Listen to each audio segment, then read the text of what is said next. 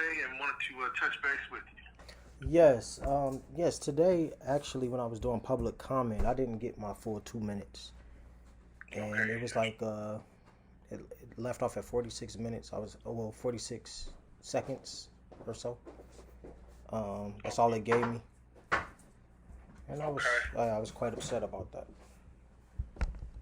Okay. I'm not sure what happened.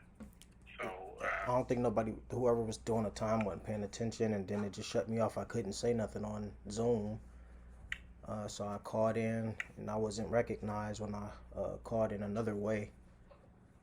They was giving only those 20 people that was accounted for a chance to speak, I guess. So, and then the petition was taken off the agenda, it seems. nope, they didn't. It wasn't taken off the formal agenda. It may have been taken off the agenda in the committee, but I'm not on that committee, as you know.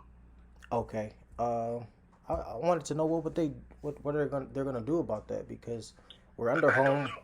So Okay. that committee is chaired by Member Young. So that, if you recall, your petition was going to be voted on at the formal session, and that's the meeting that I chair.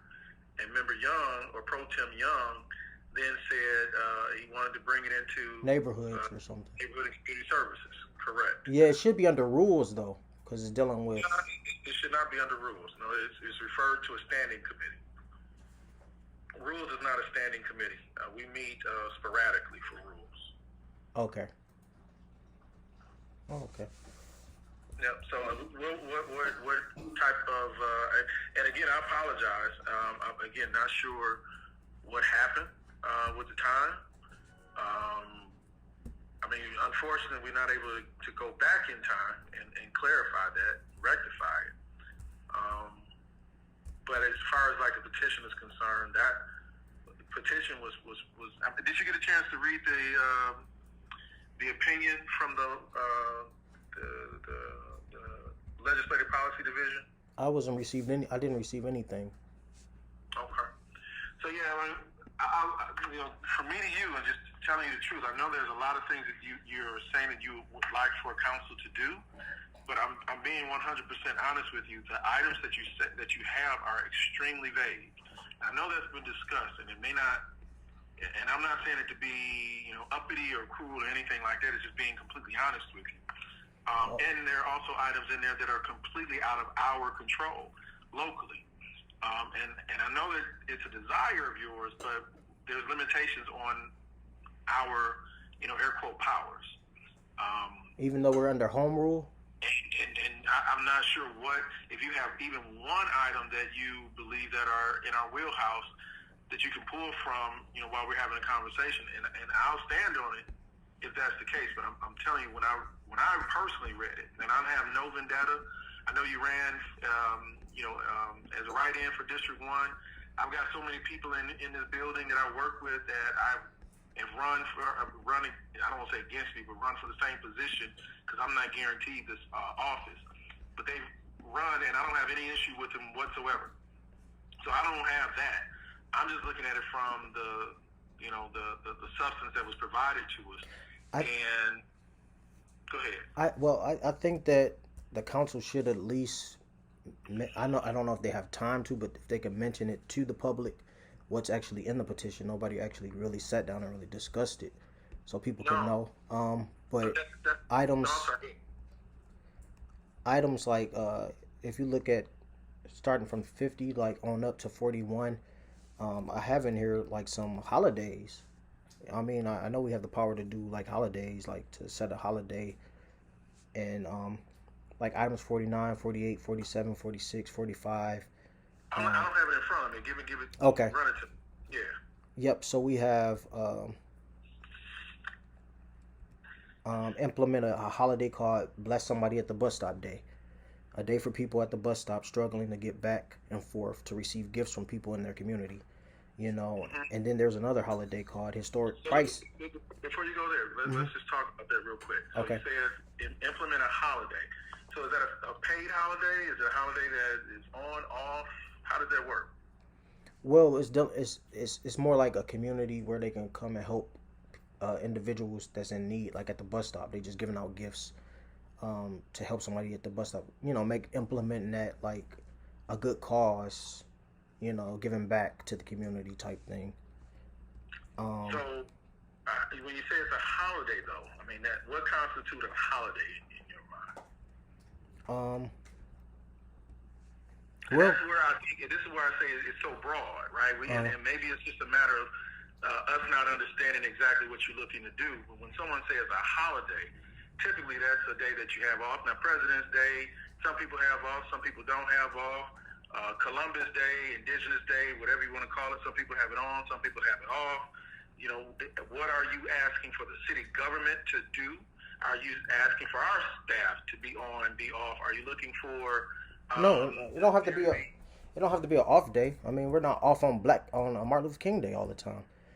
It could be just a day for. A day off, though. We should be. Not on holiday. And from the city standpoint, we are. Not on all holiday. Well, certain schools are not off. Not everybody is off, and you don't necessarily have to be off on a holiday. Okay.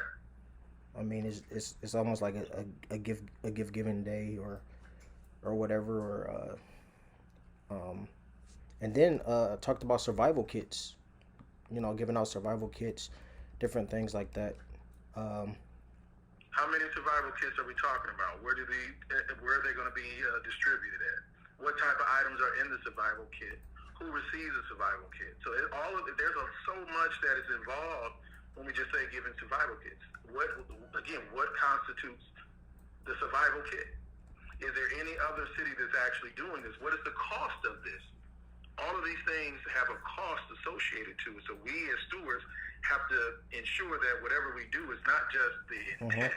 I would love to provide residents with everything that I can, but there is a cost associated with it. You have to identify if the juice is worth the squeeze, so to speak, if the cost of it is going to be worth the potential outcome. And those are the things that will help us if you have more of those details. But if you just leave it broad, I mean, it is not a situation where you want to just say no, but and I also don't want to just sit around and just talk about stuff. Yeah. If we're going to be using that meeting, and that's what I always say, for me at least, using that meeting is not just to talk about stuff. You and I are talking about items right now. We can always have this conversation. Other folks have conversations. Council members have meetings in the community. Those are where the conversations can happen. But when we're there, for me at least, in that setting, it's about getting some business done, or at least advancing a particular issue towards something that's greater than a person that shows up or a council member that's sitting there. So I don't know if you have support. Maybe there's a petition that is going out, and you've got hundreds of people who say, yes, we want this as well, with that level of specificity. That was a petition. But right now, honestly, it appears, and again, this is not me being facetious, I'm saying this as someone who has been around and been in this position, both as a citizen and now as a council member. It feels like these are items that you are pushing, because we're not hearing this from other folks. We haven't gotten these items, in droves from massive amount of people, whether in our meetings in person or via email or even additional public comment. It's not saying none of those items, but it was some people last week that had public comment about it. But y'all giving out contracts, $1 million contracts for shoe shining, when that money could be going towards actually things that help people.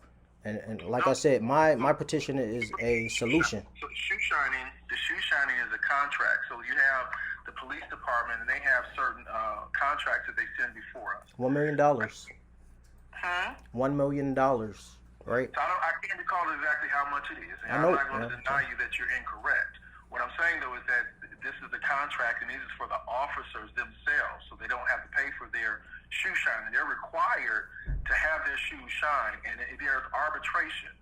There is contract language that opens the door to what is expected from the city for these officers, so it's almost like an unfunded mandate. So if you mandate a certain thing, you have to at least be able to create a opportunity for individuals to receive that particular service or obtain that service. Exactly. I don't know the details, because I'm not going to sit up here and lie to you just so I can sound like I'm right.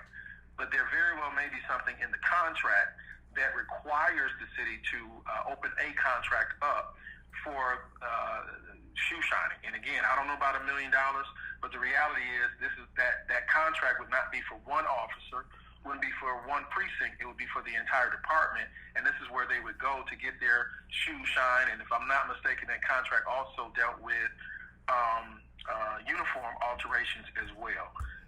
Maybe talking about a different one, but there's other issues that are involved, and we may not agree on it, but there's nothing illegal that we're doing. It should work the same way for the people under home rule. You know, same thing you're doing for these cops, and they can pay for their own stuff because they're getting paid, they're getting money. That same amount of money, we the people deserve, and reparations. I'm also a member of the community as well. I'm definitely an elected official at this point, but I have family that live in the city, friends and associates that live in the city, and so it's not just they have not expressed this at all. And I'm not saying that you are completely out of range. All I'm saying is when folks come down and say that we are the people, but you turn around and it's not a we, it's that person who's saying this. And much respect, because all movements start with one small group of people. This is what I want you to understand. When I come before you, I'm speaking on behalf of the people, because I've talked to the people. I went door to door with petitions. So I don't really care about whether people back me up or support me. If I come before you, I'm coming in the name of the Most High. And therefore, what I ask for, I expect to receive under home rule. And you're disrespecting the charter, the Detroit charter. When we come before you, it's a smack in our faces. So I don't have to hear anything. How is it a smack in your face? How are we violating the charter? Because the petition is not, y'all not even pushing anything of it. Y'all throwing out the baby with the bathwater, and it's not fair. Mr. Chandler, it says that in our rules and in the charter, it does not say that we must take up every item that a resident brings to us. It does. That's not what it is. It does say that. No, show me where it says that we must take up every item. Yes, I can send it to you in your email. Please do, because I've seen this charter, read the charter. We just went through the charter again, and nothing says that we must take up every item that comes from the community, that we have to make sure that every item that individuals, because there's a lot of people who don't think the way that you do about the community, who don't care about the community whatsoever, and they're throwing stuff at us all the time. And that doesn't mean that they should be able to get whatever they want just because they came before us. It happens all the time. We get information, and they're, again, from the people. I've got folks who have some very nefarious things that they're trying to do with our folks, our people in the city of Detroit. That doesn't mean that just because they come before us that we are obligated to do that thing. I don't see that language in the charter, but I do welcome if you're able to find it, and maybe I missed it, but I doubt very highly that I missed that language. It's called willful neglect. When we don't receive what we supposed to get from our home rule charter. It's home rule and willful neglect. When you don't act on those duties. You went through a process, right? You were able to submit it. In the That's not a part of the language, process of. It does not say that we must take up the concerns of that particular individual. It gives us the option. Now, everyone has the opportunity to speak during public comment. What the Open Meetings Act does indicate. That's the First Amendment. You're giving me the First Amendment. You're giving me the First Amendment. What I'm talking about the is. Open Meetings Act is what I'm giving you. It's a difference. Open Meetings Act is what we're obliged to adhere to. First Amendment is what everybody has, but the Open Meetings Act is what City Council and every public body has to abide by. And you have an opportunity to speak, come before the body. We give everyone, whether that's 2 minutes, 1 minute. Most of the time when I'm sitting at the formal session, I give everyone 2 minutes, no matter if you like me or don't like me, whether you agree with me or don't.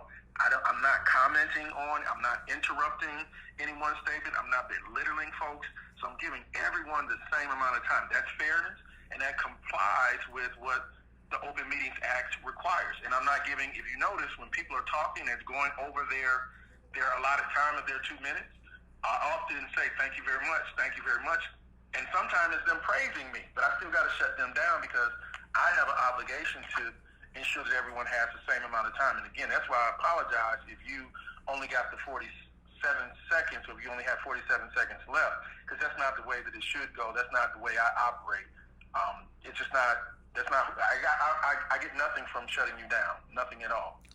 I know, and there's no disrespect to you. It's just that there's a lot of things that's going on that's been unconstitutional, and I know I'm right about what I'm saying, and people tell me I'm right about what I'm saying, but there's nothing they can do about it. Oh, they only have certain authority, but we have home rule. Period. Right, and we're part of that home rule. We're the government that allows for that home rule to take place. So that's what I'm not understanding. We are your elected officials. We are the elected officials that are part of this city. So that means that under the home rule. That means you can't allow other states to tell you what you can't change or do. And we're not. You have the power of the funding, so this whole petition can be pushed through, regardless of what's going on, what's being said. But you're saying it as if we're obligated to take up everything you personally, Mr. James. This is the Constitution. It's not. That's what I said. I would like for you to send me that language, right? If I send it, it's going to be a different way. What I would also ask you to do is get some information from an attorney, right? If there's any certification or notarized opinion, now that takes us a little further, because I can tell you, I can get you, lawyers that will give you what I'm saying. Are you saying that you want me to go to court about it? No, I didn't say go to court. You say get a lawyer. Why am I getting a lawyer? Will help, because now you have someone not just with their opinion, but someone who's willing to put their legal reputation, their legal licensing on the line if they give you bad information. Everybody has opinions. Everybody can tell you what they believe is right. What I'm saying is, if you believe that's the case, not you, but an attorney, someone who has something to lose, then they need to put it on the line. And because we're not going to go after them, we don't do that. Now you have a different legal opinion. That's what I'm saying. I'm not saying anything about go to court.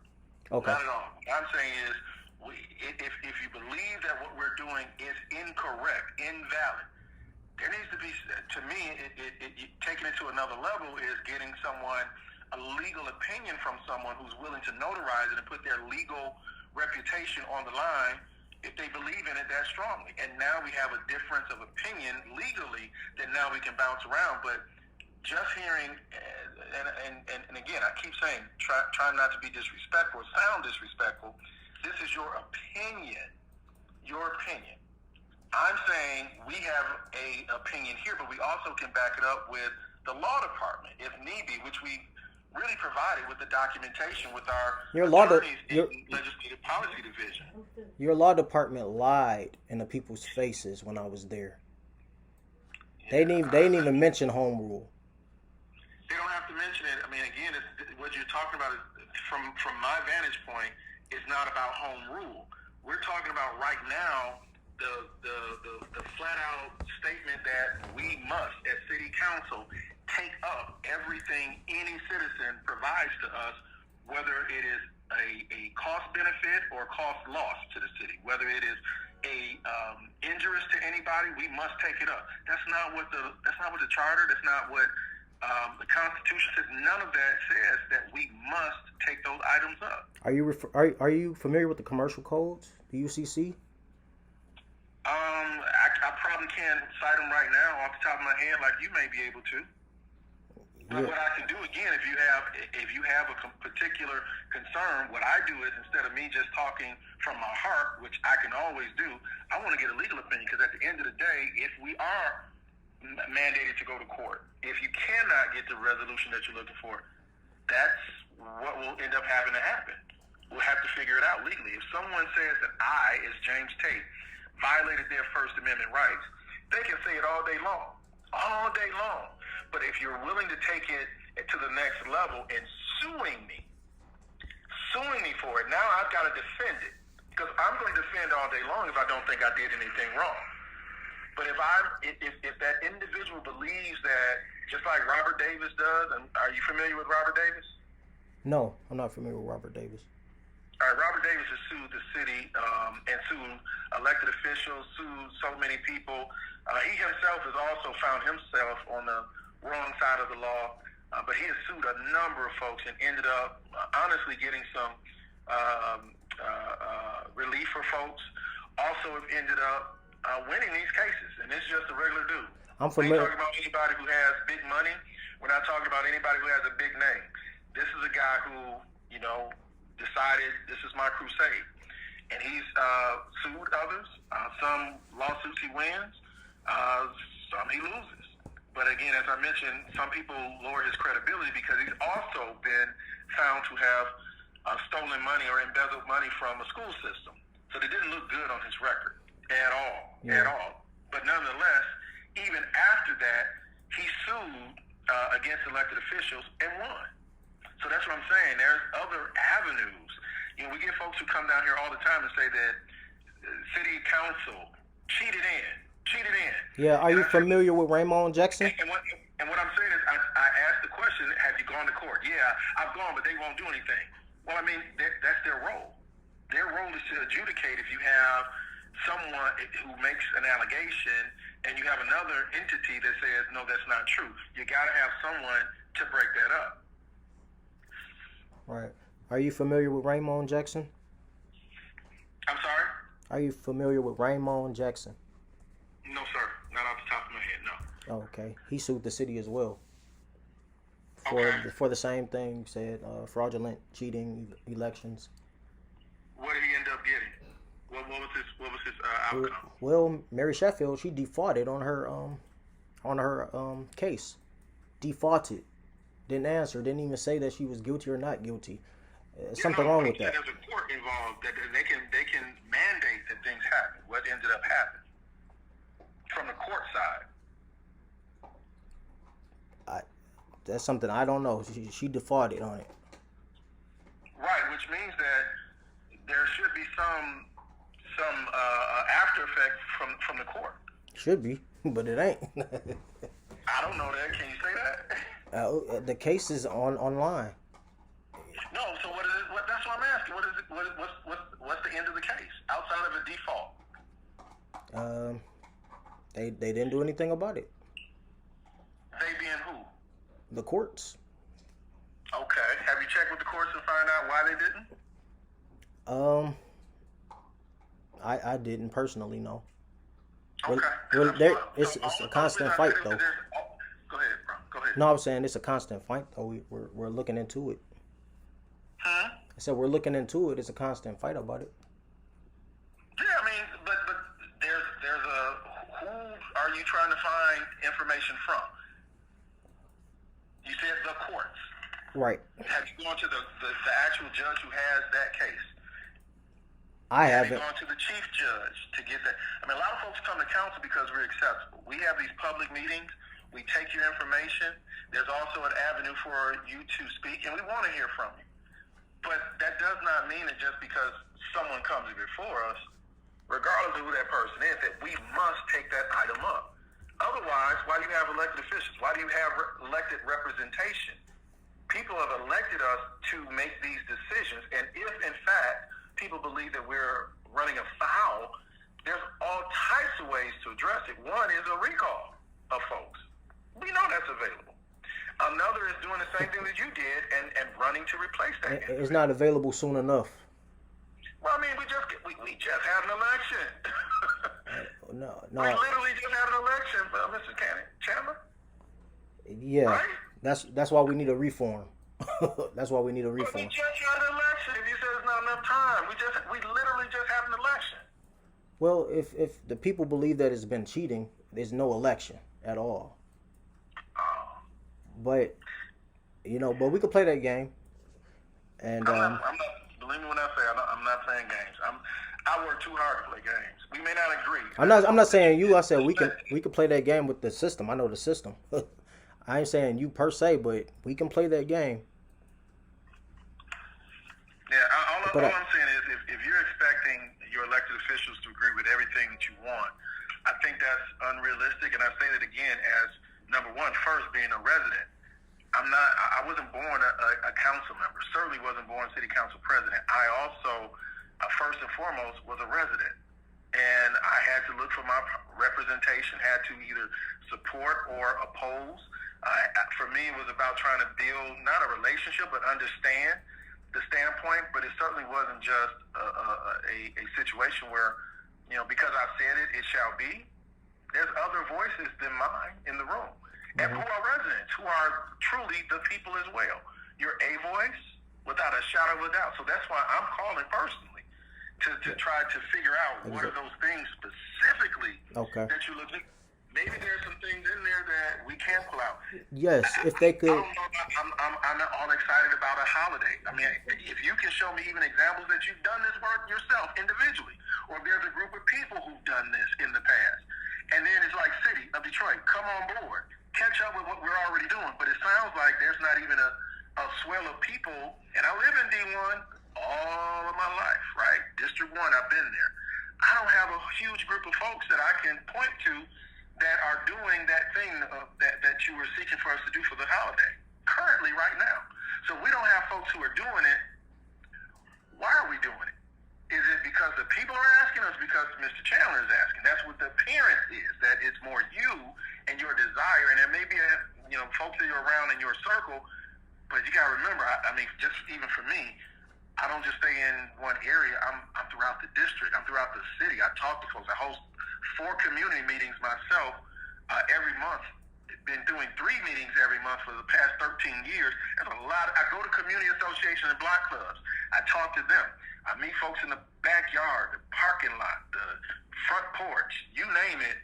I'm talking to people all day long. I'm about to go to the evening community meeting that starts at 7 o'clock in District 7. I don't know if you'll be there, but I'm going to be talking to more people at that meeting. So it's not like we're not talking to people. It's just we don't always agree on the things that some people may bring before us. And there's been some folks who brought some things, and they were very anti-James Tate, anti-this particular city council. But when they brought something forward, it made sense, and I ran with it and gave them all the credit for it. It doesn't matter who gets credit as long as it's helping people. But that don't mean that we always automatically going to agree because a citizen brings something to us. Yeah. And that's with all due respect. Yeah. But that's the honesty about it. I again, could run away from the call, not call you back, but I'm calling you out of respect, man to man. Oh, yes. I thank you for that. But if they could, I know that y'all not seeing the people behind me or support, but if they could just look at what is in that list, just the first one, implementing like a distress pay, waiting on a weekly check for people, that can be hurtful because throughout the week. Well, from like matching what we make on the job, like implementing some type of. This is where I'm coming from, right? I don't know what that means.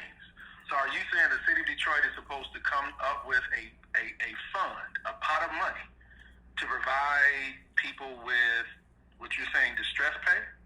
Yes. So they don't have to wait the 2 weeks that they agreed to when they agreed to the job? Yes, it's a distress pay, because people. No, I'm asking. Is that it? Because I want to understand it. Yes, it's a reform. Yes, the people need this. Y'all overtaxing us. So I'm going back to this again. I want you to understand how this works in government. How much money are we talking about? What are the qualifications of the individuals? Because we're not going to work it out. I'm going to be honest with you. Without having that level of specificity, city council is not going to try to work it out. We've got so many issues we're working on right now. As much as you saw, if you watched today, how long we took on the Leland House alone. This is an everyday thing that we're going through. And as you know, city council is not the one who originates these inspections. We can request, but we don't run the departments. But we got to stand before the people and try to get these issues addressed.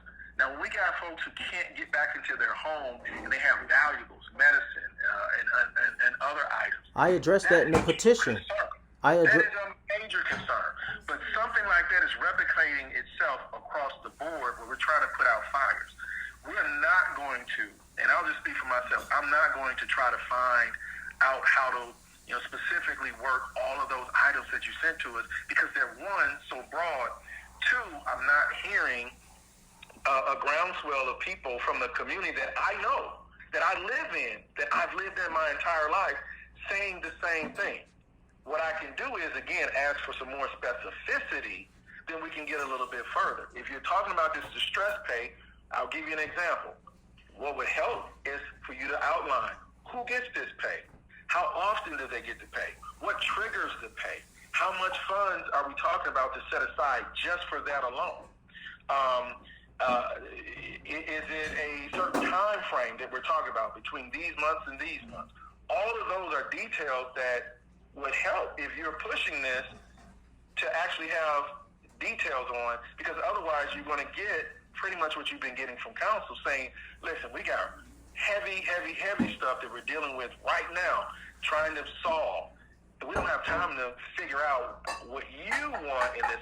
Send it to us the way you want it to look, and we can always talk about trying to amend it from there. But it's just so broad.